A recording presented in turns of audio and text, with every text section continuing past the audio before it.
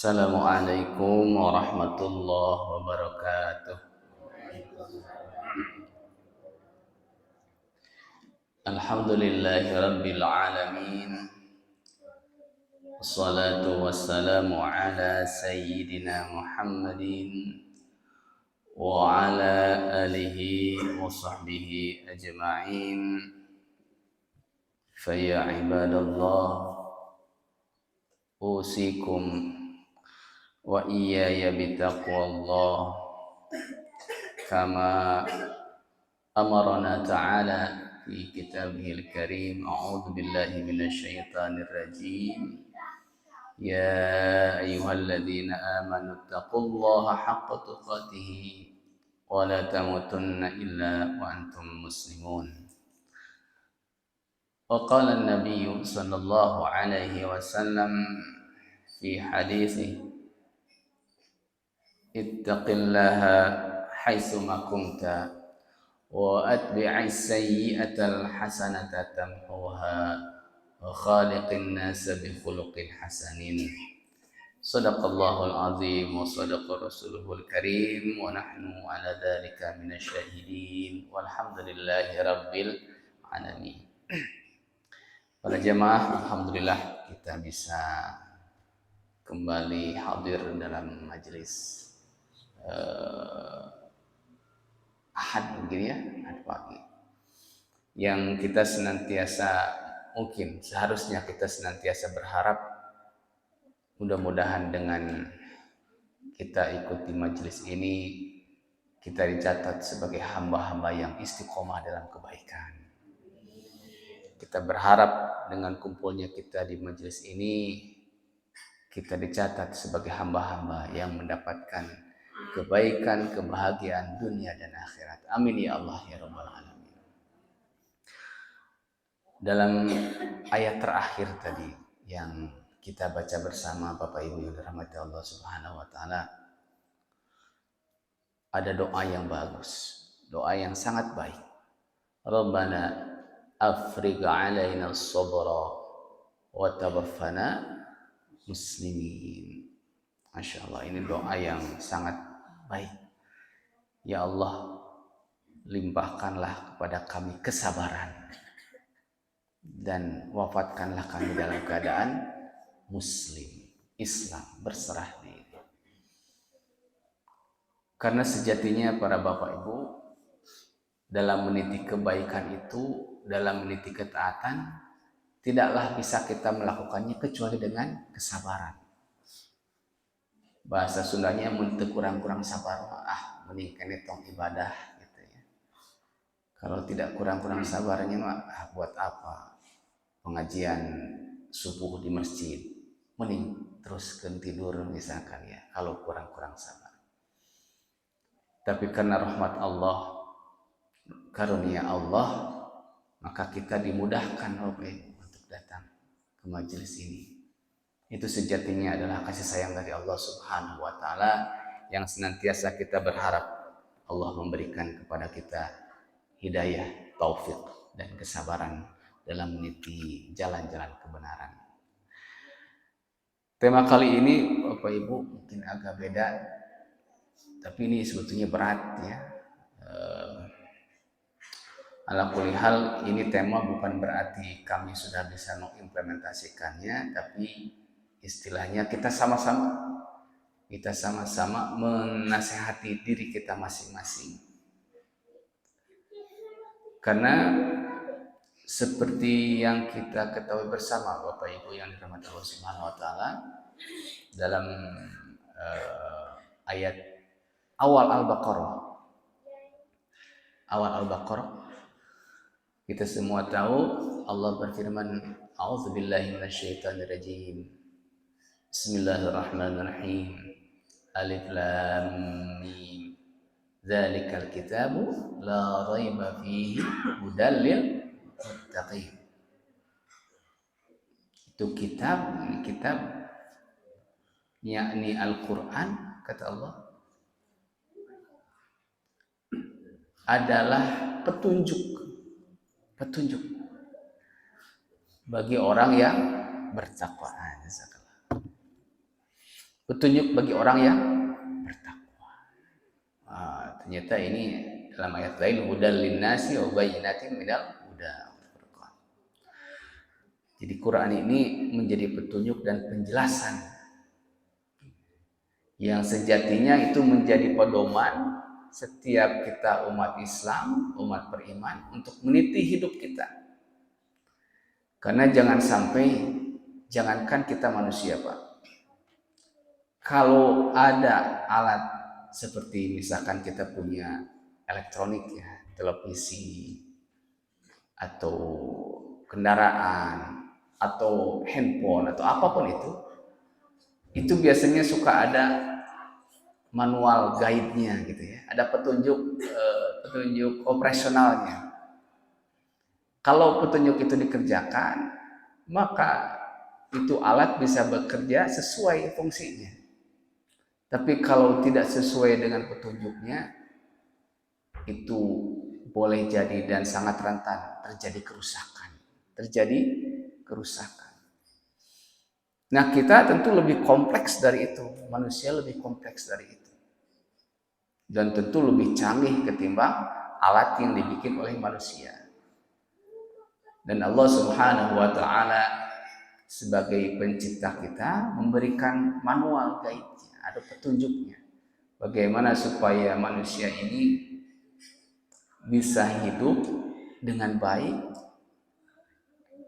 Maka Allah memberikan petunjuk lewat Al-Qur'anul Karim, hudal linnasi wa bayyinatin minal huda. Yang jadi masalah kalau kita membaca petunjuk operasional suatu alat itu gampang, Pak, tinggal dibaca. Kadang bahasanya ada macam-macam, bahasa kita Indonesia gitu kan, ada bahasa Inggrisnya, bahasa Cina ya, karena kalau ada alatnya berasal dari sana. Tetapi dengan Al-Quran beda, Pak. Al-Quran ini beda. Al-Quran ini bahasanya cuma satu, yaitu bahasa Arab. Nah, meskipun demikian, bahasa Quran bahasa Arab, tapi beda dengan bahasa Arab biasa, Pak. Dari susunan kalimahnya, sastranya, Masya Allah. Makanya semua atau kita mengetahui bahwa Quran ini laisa min kalamil makhluk, bukan ucapan atau tulisan makhluk, walakin kalamullah, tapi ini adalah ucapan atau kalam Allah. Bayangkan, Pak, kalau kita mungkin gampang ya mengucapkan kalam Allah gitu ya, atau kalam Allah, tapi kalau kita bahasa Sundanya lenyepan gitu, Pak ya, ini adalah kalamnya zat yang menciptakan langit dan bumi, yang menciptakan manusia, yang menciptakan segala yang ada di muka bumi dan di langit. Dia Allah kemudian berfirman, dan firman-Nya bisa kita baca. Ini bukan karangan Ustadz Anu, Syekh Anu, ulama, hatta bukan ucapan Kanjeng Nabi Muhammad sallallahu alaihi wasallam. Dan juga bukan ucapan malaikat Jibril alaihissalam. Tapi ini adalah kalamullah. Jadi sejatinya kita harusnya bangga, Pak, bersyukur bisa membaca Al-Qur'anul Karim. Tidaklah kita dituntut untuk misalkan membayar dulu supaya bisa baca karyaku gitu kan. Kadang kalau seniman menciptakan lagu gitu, kita tidak bisa menyanyikan lagu itu sembarangan tanpa bayar hak paten atau apa gitu ya. Tapi kalau Allah Subhanahu wa taala dengan Al-Qur'annya malah menyuruh kita untuk membacanya, silakan baca, dan yang paling penting berinteraksilah dengan Al-Qur'an. Karena tadi dari awal ini adalah hudan, petunjuk. Supaya apa? Supaya tidak tersesat. Kanjeng Nabi besar Muhammad sallallahu alaihi wasallam Beliau bersabda, Bapak Ibu. Kata beliau, taraktu fikum amrayni. Taraktu fikum amrayni. Ma in tamassaktum bihima lan tadillu abada. Kata Rasul, aku tinggalkan pada kalian dua perkara. Dua perkara yang jika kalian selama kalian berpegang teguh kepada keduanya, ya, berpegang teguh kepada keduanya, kata Rasul, lan tadillu abadan. Kalian tidak akan pernah tersesat selamanya. Apa kedua itu? Yang dua itu, kitaballahi wa sunnat rasulih, yaitu kitabullah Al-Quranul Karim dan sunnahnya Kanjeng Nabi besar Muhammad Sallallahu Alaihi Wasallam. Jadi Rasul, Bapak Ibu, tidak meninggalkan masjid, Rasul tidak meninggalkan majelis taklim, ya maksudnya secara langsungnya. Rasul tidak meninggalkan wala dinar wala dirham, tetapi yang Rasul tinggalkan yang paling utama yang harus kita berinteraksi dengannya, berpegang teguh dengannya, kitaballahi wa sunnat rasulih, yaitu kitab Allah Al-Quranul Karim dan sunnahnya. Nah, yang jadi pertanyaan selanjutnya, bagaimana kita bergaul dengan Al-Quran dan As-Sunnah? Tentu dalam konteks interaksi dengan dua pedoman utama ini tidak bisa orang mendaki level yang sama. Kita semua yakini tidak bisa semua orang jadi kiai misalkan ya, tidak semua bisa jadi ustadz misalkan, tidak semua bisa mengecap pendidikan untuk belajar agama. Boleh jadi tidak semua. Makanya levelnya beda-beda. Tapi apakah itu menghalangi kita untuk berinteraksi dengan Al-Quran dan As-Sunnah? Tidak seperti itu. Karena Rasul tidak memberikan hasar gitu, tidak membatasi bahwa yang berpegang teguh kepada Al-Quran dan As-Sunnah itu hanya golongan anu, golongan enggak. Tapi semua. Allah menerangkan hudal linnasi, bagi manusia semuanya. Adapun tahapan interaksinya atau tingkatannya mungkin beda-beda. Mungkin berbeda-beda.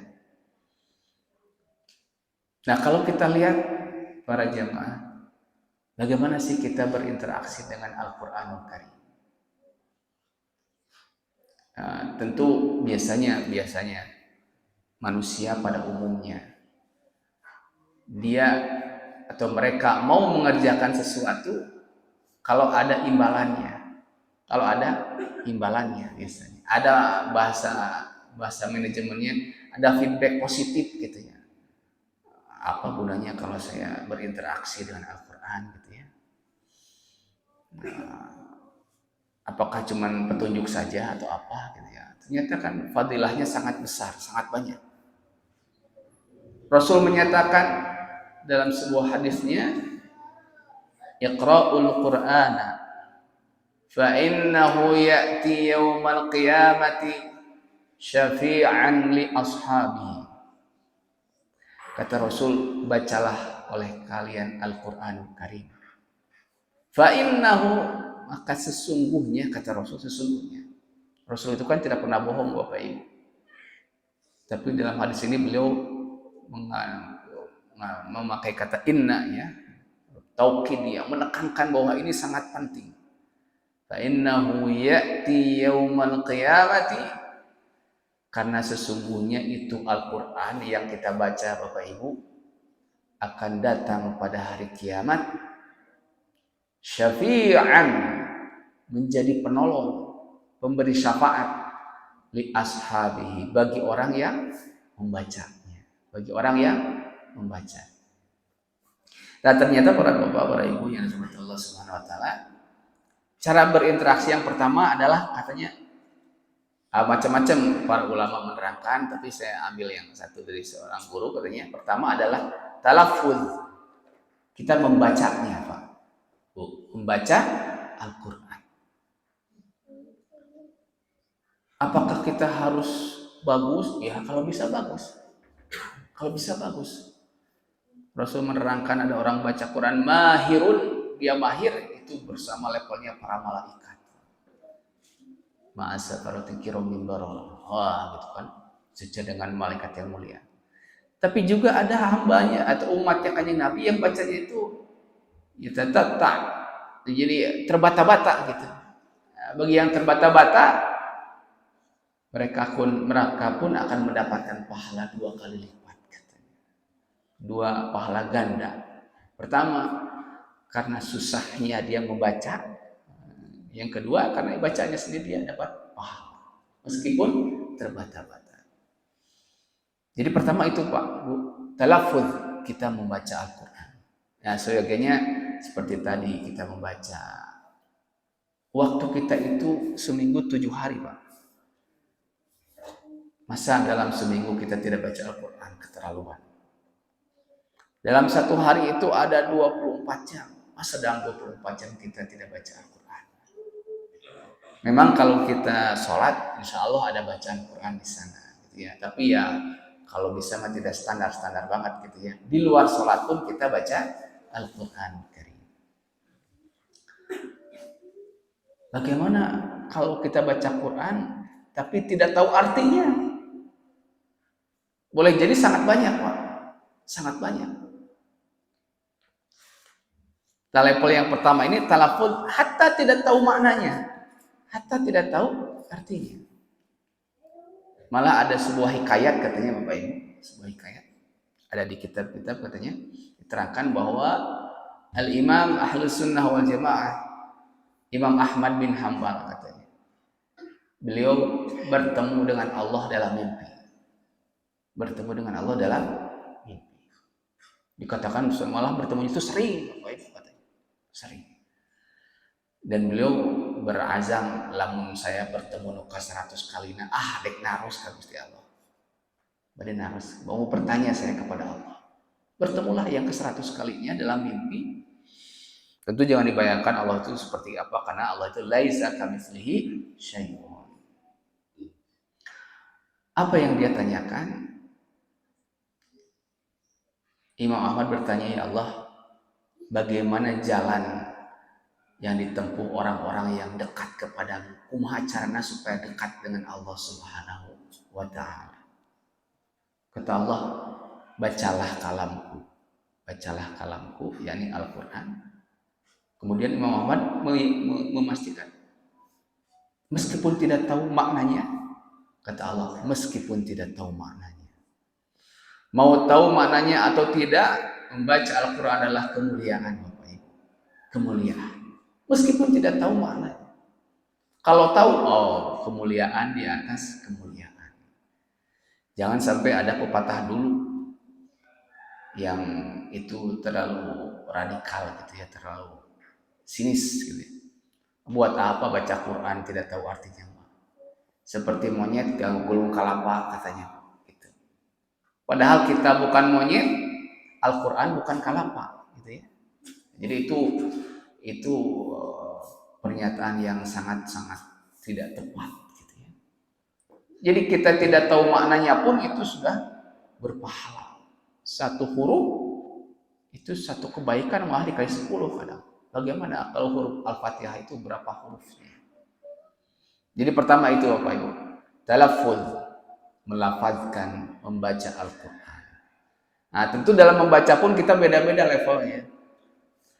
Ada yang sudah lancar huruf hijaiyahnya, kemudian meningkat ke tajwidnya, tadi misalkan makhrajul hurufnya, kemudian naik ke tajwidnya, kemudian naik pakai taronumnya, bacaannya, qiraahnya, murotalnya, ya tartilnya, kemudian naik terus seperti itu. Dan ketahuilah jangan pernah merasa sudah sangat bisa.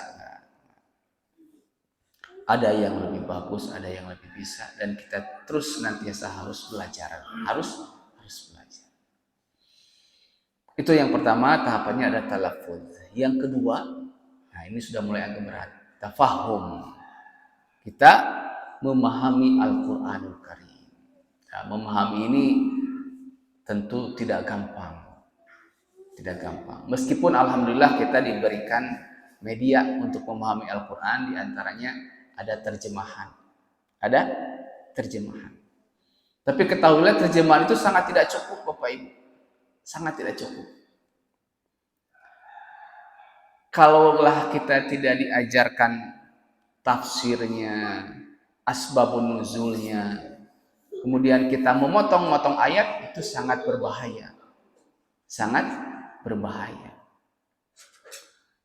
Tetapi kalau kita niatnya baik, disidok dengan kejujuran, dengan keyakinan, bukan keyakinan ya, dengan itikad yang baik untuk mencari ilmu dengan Al-Quran, itu insya Allah Allah pasti menuduhkan jalan-jalan. Allah akan memberikan makna. Kalau kita tidak mengetahui cuma baca di terjemahan, itu kadang suka bingung Bu, apa yang kita baca. Contoh. Kalau kita lihat ayat, sebuah ayat yang bagus Bu, Bapak, untuk motivasi kita berbuat kebaikan. Ada sebuah ayat ini. A'udzubillahi minasyaitonirrajim. Wa la tahinu fi ibtigha'il qaum. Fa in takunu ta'lamuna fa innahum ya'lamuna kama ta'lamun. Wa tarjuna minallahi ma la yarjun. Wa kana Allahu 'aliman hakim. Atau kama qala. Sadaqallahul adzim. Kalimatnya gini Bu, kalau baca di terjemahan, dan janganlah kalian berlemah hati dalam mengejar musuh-musuhmu, karena jika kalian menderita kesakitan, mereka pun menderita kesakitan yang sama. Sedang kalian mengharapkan dari Allah dan mereka tidak mengharapkan. Sesungguhnya Allah Maha mengetahui dan Maha bijaksana. Itu aja Bu. Emang kita bisa memahami kata-katanya. Tapi begitu kita diajari oleh guru, misalkan, coba lihat hikmah yang terkandung di dalamnya. Maksudnya gini, kita diajarkan untuk senantiasa jangan mau kalah dengan orang kafir. Wala tahinu fi ibtigha'il qaum. Dalam mengejar musuh-musuhmu itu tentu tidak dalam aspek perang saja. Dalam semua aspek. Kita jangan mau kalah, jangan lemah dari orang-orang kafir. Jika mereka, orang kafir itu susah payah dalam menempuh cita-citanya, dalam menempuh kesuksesan, jika kita susah payah, jika kita menderita kesakitan, orang kafir pun sama Pak. Untuk menempuh sesuatu target itu mereka pun kesakitan atau ada susah payahnya gitu. Kenapa kalian harus, maksudnya kalau kita susah payah dalam meniti kebaikan, orang kafir pun dalam meniti keburukan itu susah payah Pak. Perlu effort itu, perlu biaya. Sedangkan kita kaum muslimin dalam kesusah payahan kita bisa mendapatkan pengharapan dari Allah, pahala dari Allah, surga dari Allah. Sedangkan orang kafir mah tidak ada itu. Tidak ada pengharapan itu. Orang kafir Bu, kadang punten misalkan ya, malam-malam Pak. Karena resepnya bermaksiat, misalkan minuman keras, minuman. Padahal malam-malam misalkan. Jaba kudu mayar gitu ya. Jaba si beresiko dikejar-kejar petugas misalkan. Tapi mereka mau melakukan keburukan itu. Dan mereka tidak ada dapat pahala dari Allah Subhanahu wa taala. Sebaliknya kenapa kita ketika mengisi atau ikut pengajian malam atau subuh misalkan, yang notabene tidak ada biaya, kemudian tidak diancam dibubarkan petugas, dan malah lagi berpahala besar di sisi Allah, kita masih enggan, kita masih berlemah gitu ya. Nah, seperti itu maknanya itu. Dalam keburukan aja orang kafir itu bersemangat, kenapa kita dalam kebaikan tidak tidak bersemangat. Nah, ini jadi motivasi buat kita Bapak. Jadi yang kedua adalah tafahum, memahami Al-Quran. Yang ketiga, Bapak Ibu, yang ketiga, ini lebih dalam lagi yaitu tadabbur. Tadabbur. Setelah kita paham, mengerti maknanya, kita meresapi Al-Quran itu sampai ke jiwa terdalam, dikatakan seperti itu. Maksudnya gini, ketika kita mendengarkan ayat-ayat surga,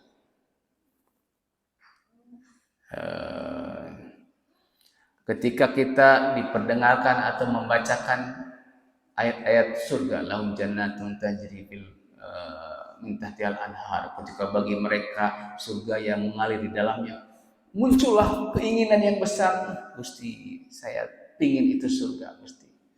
Nikmati surga yang tidak pernah terdengar oleh telinga, terlihat oleh mata, dan terbersit dari benak manusia. Itulah surga. Aku ingin ya Allah mendapatkan surga itu. Berharap besar dengan surga. Ketika ayat-ayat surga dibacakan. Dan ketika ayat-ayat neraka dibacakan, timbul ketakutan yang sangat, yang kita berharap Allah menjauhkan kita dari neraka. Jadi ketika dibacakan ayat-ayat kiamat yang getir, ayat-ayat neraka, para sahabat itu kadang nangis. Saking mentadabburinya, masuk ke dalam relung hatinya. Nah kita kadang gitu ya, saya mungkin ya, dibacakan ayat surga, cigan itu hoyong. Gitu ya. Dibacakan neraka, cigan itu sieun. Cigan itu sieun. Boleh jadi karena emang tidak tahu maknanya ya. Tapi kalau yang tahu maknanya pun kadang kalau belum mentadaburi, belum muncul giroh semangat meraih surga dan mengharap dijauhkan dari neraka itu tidak muncul. Nah, tapi kalau kita sudah mentadaburinya, katanya bakal muncul. Setiap apa yang dibacakan dalam ayat Al-Quran itu menambah keimanannya, menambah keyakinannya. Makanya salah satu mukjizat dari Al-Quran adalah syifa. Syifa itu penawar obat bagi penyakit yang ada dalam hati. Jadi kalau ada keburukan dalam hati, ada sifat syirik, kufur, itu bisa hilang dengan Al-Quranul Karim. Kalau Al-Quran itu dibenarkan, diresapi, direnungkan, masuk ke dalam hati kita. Yang mudah-mudahan kita bisa melakukannya, Pak Ibu. Kemudian yang keempat adalah katanya ini lebih susah lagi adalah tafakkur. Tafakkur, fakkar yukafi bil fakir. Jadi memikirkan apa yang ada di dalam Al-Quran. Nah, ini yang sudah katanya sudah sangat jauh dari jati diri umat Islam sekarang. Kalau dulu para kaum salafus soleh dulu, ketika mendengar ayat inna fi khalqis samawati wal ardi wa ikhtilafil laili wan nahari laayatin liulil albab. Sampai subhana rabbana khalaqta hadza batilan subhanaka faqina adzabannar. Mereka merenungi kata Allah, sesungguhnya dalam ciptaan langit dan bumi dan pergantian siang dan malam terdapat tanda-tanda bagi orang yang berakal. Mereka mempelajari, Pak, memikirkan apa-apa kandungan dari Al-Quran yang bisa kita gali dari segi keilmuannya. Dari segi keilmuannya. Kalau dari segi ilmu agama jelas, Pak. Ilmu agama jelas, ilmu fikihnya jelas, di sana di Al-Quran ada. Ilmu cara bacaan Al-Quran ada. Makanya lahir ilmu tajwid. Zaman Nabi tidak ada, Pak. Nun mati bertemu ba disebut iklab, dibacanya jadi misalkan ya. Nun mati bertemu dengan jim dibacanya ikhfa, misalkan dibacanya samar. Zaman Nabi tidak ada, Pak. Cuma Nabi membacanya ketika wamang kafaro, nun mati ketemu kaf itu bacanya samar. Disusunlah ilmu itu namanya tajwid. Oh, ternyata ada jabar JR-nya gitu ya. Kapan pakai patah, kapan pakai kasroh, kapan pakai domah. Innallaha bari'um minal musyrikina wa rasuluh atau lih gitu ya. Ada dalam surat At-Taubah, innallaha bari'um minal musyrikina wa rasuluh atau wa rasulih gitu ya. Nah, itu kalau tidak tahu bahasa Arab, kalau kita tidak tahu nahwu shorof, bahaya. Sesungguhnya Allah berlepas diri dari orang-orang musyrik dan dari Rasulnya. Wah, masa Allah berpaling dari Rasulnya gitu ya? Oh, ternyata bukan Rasulih tapi Rasuluh, bukan kasrah tapi domah. Padahal dulu Al-Quran tidak ada tulisannya, Pak. Al-Quran tidak ada tulisannya, Bapak Ibu. Mereka dihafal semua. Coba dituliskan tanpa titik, Bapak Ibu. Tanpa titik. Tanpa titik. Bayangkan bismillah itu nggak ada titiknya, Pak, di bawah gitu ya. Uktulu dengan ikbalu itu sama. Uktulu dengan ikbalu itu sama. Jadi pertama cuman gores saja, tidak ada titik. Kemudian dititikkan. Setelah titikan baru dipakai jabar JR-nya. Dititikan itu jauh setelah Kanjeng Nabi wafat, Bapak Ibu. Jadi kalau tidak salah di zaman Umar atau zaman siapa? Atau mungkin zaman Nabi ya. Jadi yang pasti zaman Nabi belum ada Quran. Jadi titik itu pernah Sayyidina Umar, kalau salah Umar. Sayyidina Umar itu mengirim utusan. Ini utusan, kalau kita misalkan pusatnya di Jakarta, kita ngirim ke Bandung. Di suratnya ditulis Iqbalhu.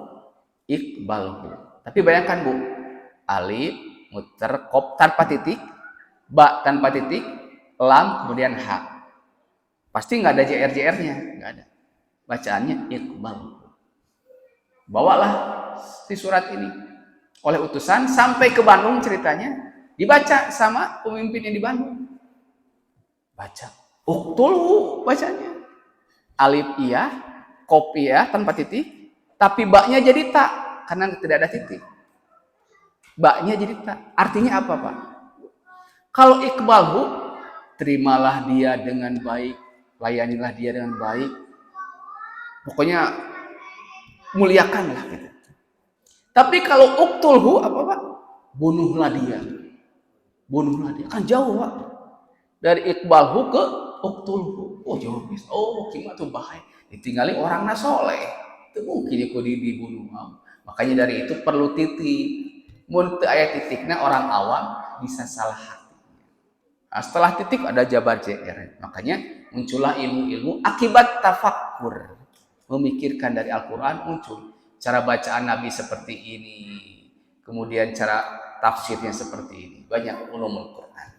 Dan yang ketiga, yang kelima punten ada tanfidz. Tanfidz itu melaksanakan apa yang di dalam Al-Quran, mengimplementasikan dalam kehidupan sehari-hari. Ini yang sudah dikerjakan oleh para sahabat, Pak.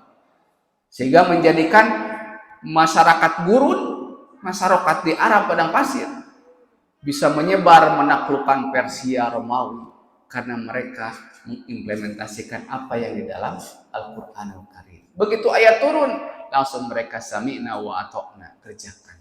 Pahami, kerjakan, amalkan. Maka muncullah kegemilangan akibat mengimplementasikan dari Al-Quran. Bagaimana dengan As-Sunnah, Bapak Ibu? Tentu tidak beda jauh. Cuman bedanya As-Sunnah kita dituntut untuk memahami maksudnya. Tidak disebutkan baca As-Sunnah itu berpahala 1-2 gitu ya. Tentu dengan niat yang baik insya Allah berpahala. Tidak ada kesyaratan baca hadis itu dengan tajwid, tidak ada.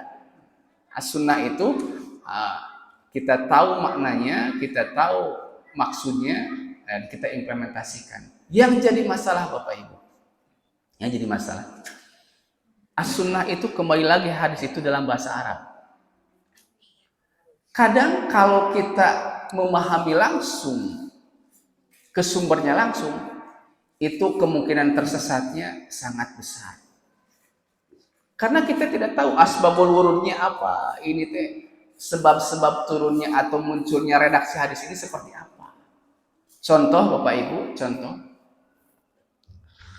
Ada 2 hadis yang kelihatannya bertentangan. Contoh misalkan, Sayyidina Abu Hurairah meriwayatkan hadis, kata Rasul, kalau kamu punten memegang larangan sendiri, kemaluan sendiri, maka berwuduklah.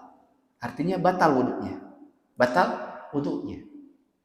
Tapi ada hadis lain dari sahabat Talak bin siapa saya lupa. Dia meriwayatkan bahwa Nabi pernah berkata, bukankah punten kemaluan itu bagian dari tubuh kalian? Seperti halnya hidung, seperti halnya mulut. Jadi kalau memegang itu ya tidak batal. Ada dua yang bertentangan. Nah, kalau kita misalkan memahami hadis yang pertama, misalkan ya, yang tadi bahwa wudu batal, kelas batal. Tapi kita memahami yang kedua, oh berarti tidak batal, oh tidak batal. Yang berpaham batal salah itu. Misalkan. Kalau kita tidak memahami secara sempurna, oh ternyata ulama menerangkan. Begitu diteliti, hadis yang kedua yang menyatakan tadi tidak batal, itu dari sahabat Talak ini, dia datang ke Nabi pada awal-awal kenabian. Awal-awal kenabian dan beliau kemudian beberapa bulan kemudian pulang ke kampungnya dan tidak pernah bertemu Nabi lagi. Sedangkan Abu Hurairah itu bertahun-tahun dengan Nabi. Dia mulai ketemu dengan Nabi di tahun 7 tahun Hijriah. Dan dari sana sampai wafat Abu Hurairah bersama Rasulullah. Makanya yang dianggap lebih kuat adalah yang Abu Hurairah karena lebih update gitu ya, kalau software makanya lebih update, nasih gitu, ada nasih mansukh. Jadi hukum yang lama sudah dihapus dengan hukum yang terbaru. Nah, makanya di mazhab Syafi'i itu memegang farji sendiri itu batal hukumnya, batal wudunya.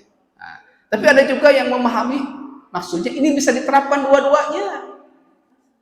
Kalau untuk orang yang mu'alaf, yang baru masuk Islam, katanya, bolehlah pakai yang hukum awal-awal ini. Tapi kalau yang sudah senior, Islamnya pakailah yang hukum yang tadi terbaru tadi. Itu ada dinamikanya. Tapi ala kulli hal, Bapak Ibu, tidak bisa kita memahami sendiri hadis. Karena hadis ini sangat luas. Kita ketahui cara sholat, Pak. Hadisnya, Sallu kama ra'aitumuni usolli. Ternyata Pak, hadis ini diriwayatkan oleh sahabat Malik yang notabene dia awalnya gini katanya. Dia kalau kata seorang kiai, dia itu mondok bersama Rasulullah ya, dengan 20 orang. Tapi ingin pulang, kata Nabi teh tong pulang. Belajar dulu lah ya, kurang lebih belajar. Dan setelah cukup kata Nabi silakan kalian pulang, ajarkan kepada keluarga kalian tata cara sholat, sallu kama ra'aitumuni usolli. Sholatlah kalian seperti kalian melihat aku sholat. Kepada Malik dan rekan-rekannya tadi. Adapun kalau kita lihat katanya, hadis-hadis tentang tata cara sholat dari sahabat itu beda-beda, Pak. Beda-beda. Makanya kalau ada variasi, itu jangan kaget. Jangan kaget.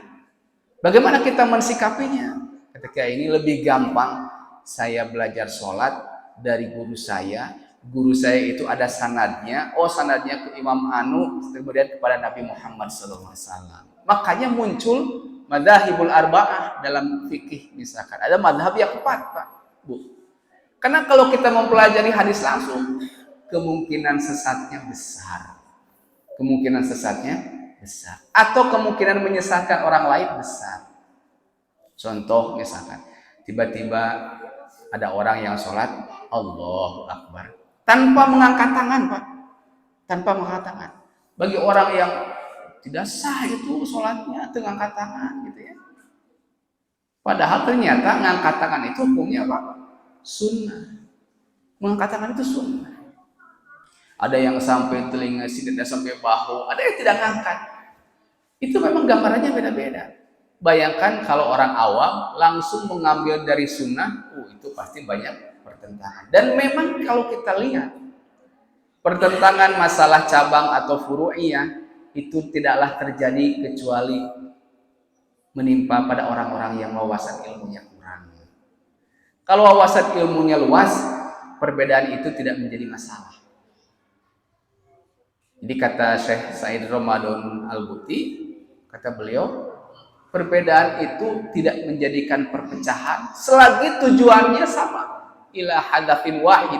Tujuannya sama, itu nggak akan jadi perpecahan atau perbedaan yang dilarang. Contoh dalam Al-Quran, Bu, wal walidatu yurdina auladahunna haulaini kamilaini liman aroda ayyutimma radha'ah. Ada ayatnya gitu. Bagi para ibu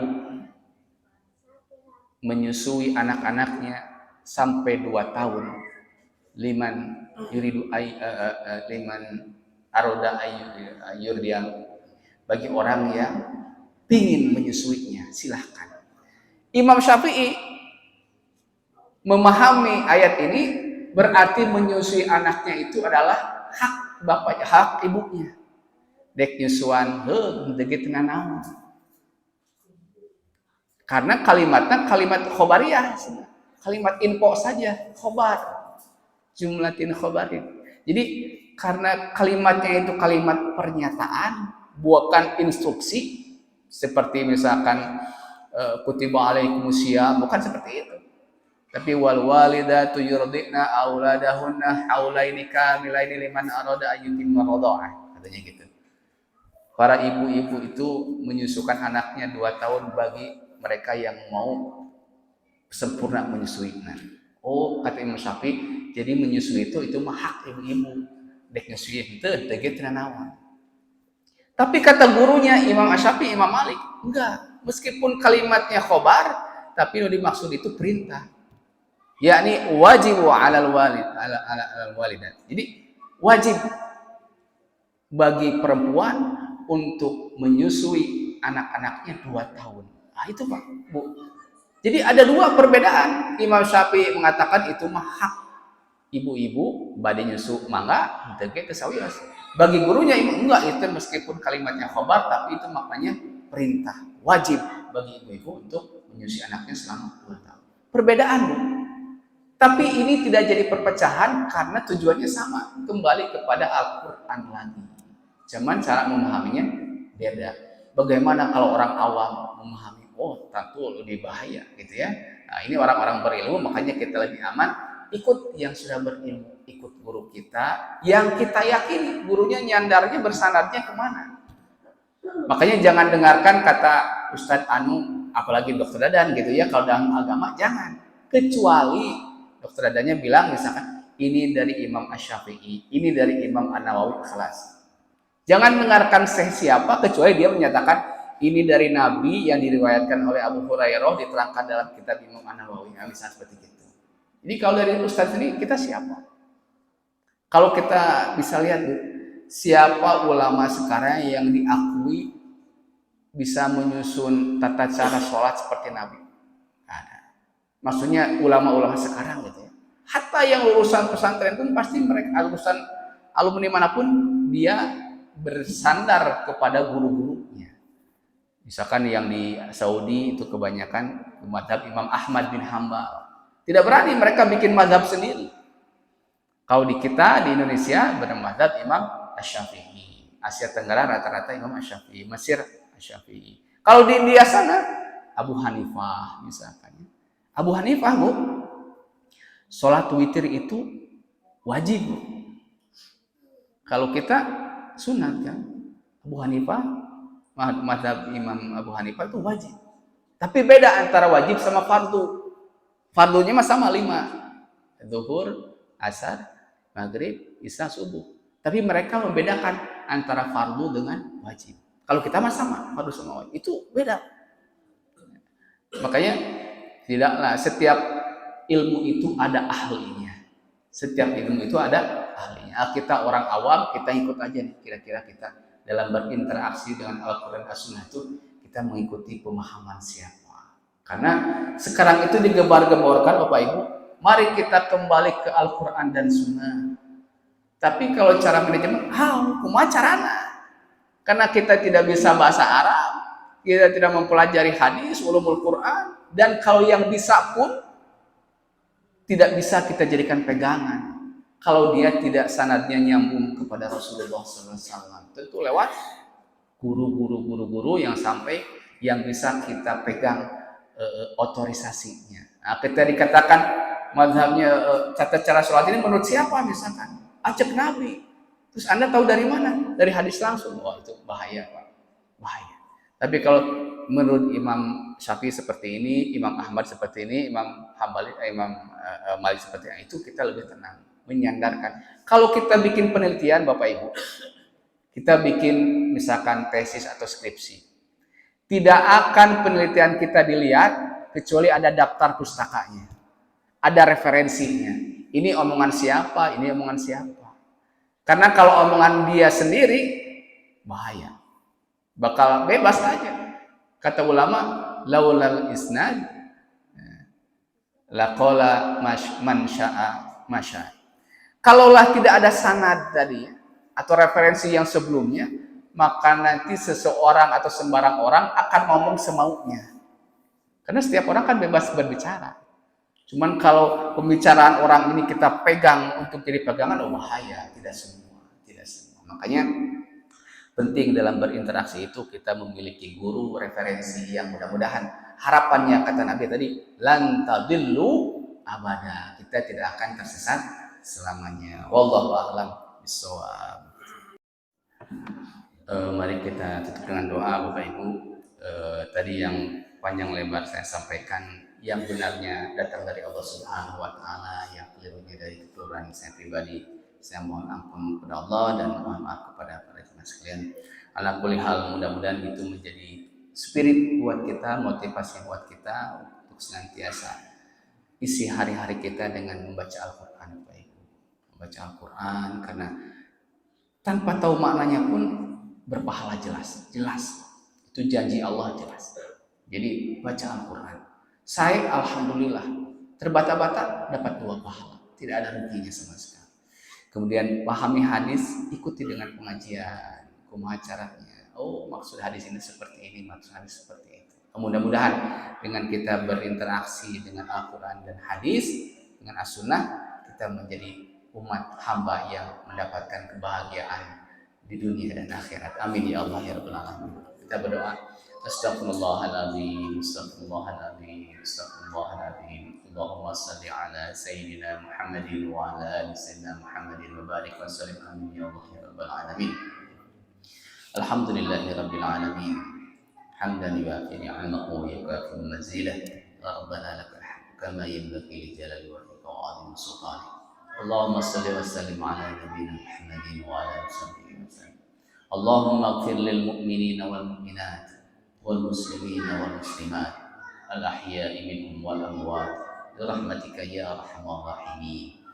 Radina billahi rabba wa bil islami dina wa bi sayyidina Muhammadin nabiyya wa rasula. Rabbi zidna ilma warzuqna fahma. Allahumma rabbana ighfir lana dhunubana wa kaffir 'anna sayyi'atina wa tawaffana ma'al abrar. Rabbana afrigh 'alaina sabra wa tsabbit aqdamana wansurna 'alal qawmil kafirin. Allahumma a'inna 'ala dzikrika wa syukrika wa husni ibadatik. Allahumma a'inna 'ala tarkil ma'siyatik. Rabbana la haula wa la quwwata illa billahil 'aliyyil 'azim. Rabbana la tu'akhidna in nasina aw akhtana. Rabbana wa la tahmil 'alaina isran kama hamaltahu 'alal ladzina min qablina. Rabbana wa la tuhammilna ma la taqata lana bih. Wa'fu 'anna waghfir lana warhamna. Anta maulana fansurna 'alal qawmil kafirin. Allahumma rabbana taqabbal minna innaka antas sami'ul 'alim wa tub 'alaina innaka antat tawwabur rahim. Rabbana ja'alna wa ahlana min ibadika salihin wa min ibadika sabirin wa min ibadika muttaqin wa min ashabil jannah. Rabbana atina fid dunya hasanah wa fil akhirati hasanah wa qina adzabannar. Wassallallahu ala sayyidina Muhammadin wa ala alihi wasallam. Subhana rabbika rabbil izzati amma yasifun wa salamun alal mursalin walhamdulillahi rabbil alamin. Al-Fatihah.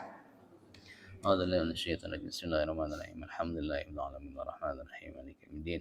Iyyaka na'budu wa iyyaka nasta'in ihdinas siratal mustaqim siratal ladzina an'amta 'alaihim ghairil maghdubi 'alaihim waladdallin. Billahi taufiq wal hidayah dan ya Allah wa iyyakum. Assalamualaikum warahmatullahi wabarakatuh.